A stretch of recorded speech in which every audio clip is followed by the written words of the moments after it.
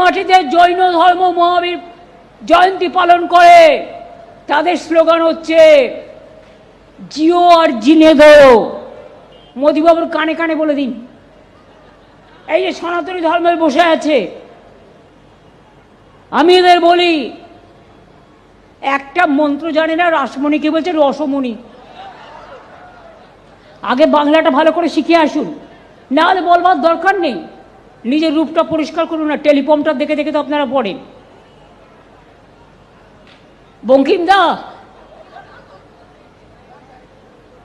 রবীন্দ্রনাথ ঠাকুর শান্তিনিকেতনে জন্মগ্রহণ করেছিল। রবীন্দ্রনাথকে অনেকে সান্যাল বলে ফেলেছে। মাতঙ্গিনী হাজরাকে কি যেন আর একটা বলেছে, আমি উচ্চারণ করতে পারছি না।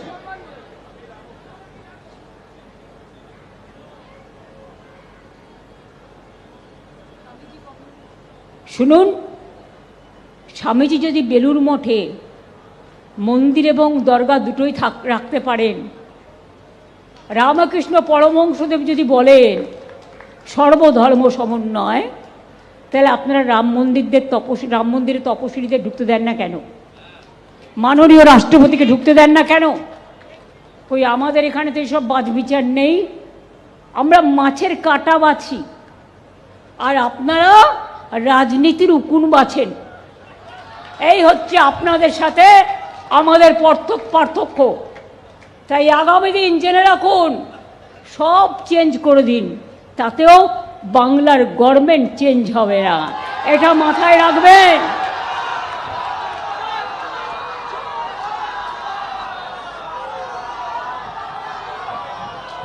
কতগুলো ডাকাতকে, গুন্ডা সর্দারকে নিয়ে সেখানে বসিয়েছেন। 1000 টাকা একজন মিটিংয়ে যাবে। এই টাকাটা এইভাবে খরচ না করে গ্যাসে সাবসিডি দিন, পেট্রোলে সাবসিডি দিন, মানুষ বিচার পাবে। আর কতগুলো গদি মিডিয়াকে দিয়ে, আমি তাদের দোষ দিই না, মালিকদের দোষ, সাংবাদিকদের আমি দোষ দিই না। ফেক ভিডিও ছাড়ছে, মিথ্যে বলছে, কুৎসা করছে, অপপ্রচার করছে, চরিত্র হনন করছে। আপনারা খারাপ কথা বলতে পারেন, আমরা বলি না। এটা আমাদের শিক্ষা নয়, এটা আমাদের সভ্যতা নয়, এটা আমাদের সংস্কৃতি নয়। তাই রবীন্দ্রনাথ ঠাকুরের ভাষায় বলে গেলাম, শিক্ষা দিয়ে গেলাম। নাগিনীরা চারিদিকে ফেলিতেছে বিষাক্ত নিঃশ্বাস। নাগিনী কারা বুঝতে পারছেন? রবীন্দ্রনাথ ঠাকুরের ভাষায় শান্তির ললিত বাণী শুনাইবে ব্যর্থ পরিহাস। যাওয়ার আগে তাই ডাক দিয়ে যায়, দানবদের সাথে যারা সংগ্রামের তরে প্রস্তুত হতেছে ঘরে ঘরে। একটা বিজেপি গদ্দার আর আমার 1000টা বাংলার দামাল ছেড়ে মেয়ে, সে বাঙালি হোক, সে নন বেঙ্গলি হোক, সে হিন্দু হোক, সে মুসলমান হোক, সে শিখ হোক, সে খ্রিস্টান হোক। আর পুলিশকে থ্রেট করে লাভ নেই, ওরা সরকারি চাকরি করে, চাকরিটা আপনারা দেননি, ওদের যোগ্যতায় পেয়েছে। অন্য অফিসারদের সিভিলই হোক আর পুলিশই হোক, থ্রেট করে কোনো লাভ নেই, ওরা নিজেদের যোগ্যতায় করে।